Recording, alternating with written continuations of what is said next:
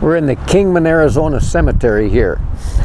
This is the grave of my great-grandfather, John Kemple. He's the Kemple that discovered the silver in Silver Reef.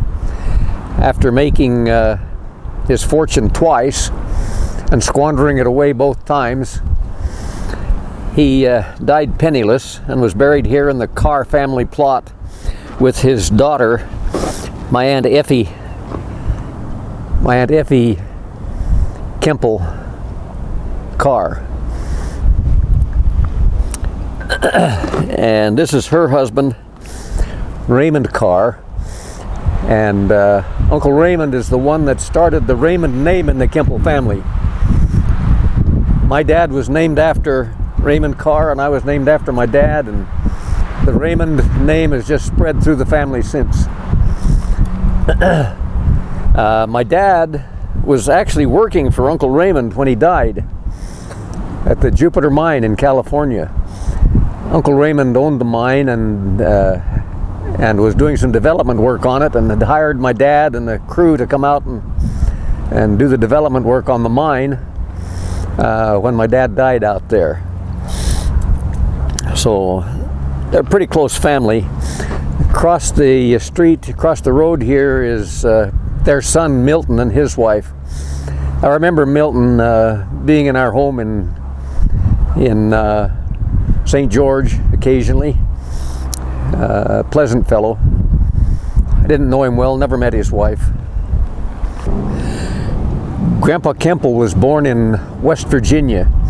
The family was very prominent in West Virginia and New Jersey, and they had a big farm in West Virginia.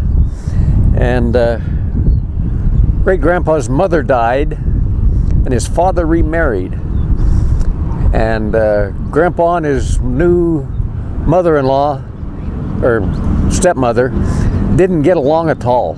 They just didn't get along. They were at each other's throats constantly. And one day when he was 14 years old, she gave him a golden, I think it was a half eagle, worth about $5 in those days. $5 piece, yep. And told him to go into town and buy some groceries. And he got on the horse and rode into town. And as he rode into town, he got to thinking about his relationship with his stepmother, and just kept riding. Didn't stop, kept riding, and came out west. And that's how he got out to the west. He tried going back one time to see if he could make amends, and his father asked him to stick around, to stay back in the east, stay in West Virginia and help out on the family business. And he said, "Not as long as that woman's in this house." And he said something about he wouldn't trade his inheritance for $1 as long as that woman was in the house. And so his dad gave him $1 and shook his hand and sent him on his way. And that was his inheritance from that lucrative family business. So he came back out west and stayed.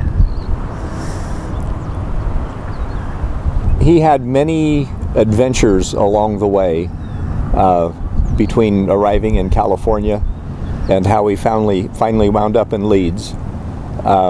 There's a lot of stories, including when he was in Alaska, he actually found a woolly mammoth that kept him alive through the winter, him and a couple of friends up there.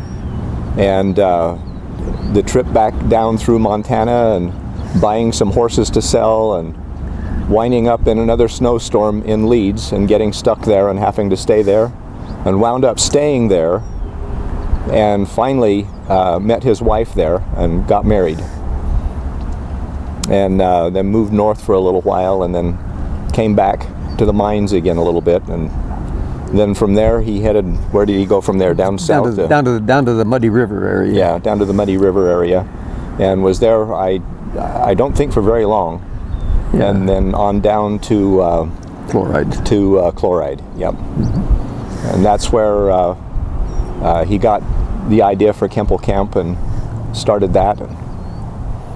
And so he had, I mean, that whole adventure is a whole story in itself that that could take a while to tell.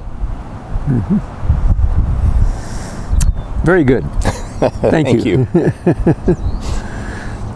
He came here, as I mentioned, he was penniless. He came here and lived with his daughter Effie and her husband, Uncle Raymond, till he died. He died here in Kingman and was buried here.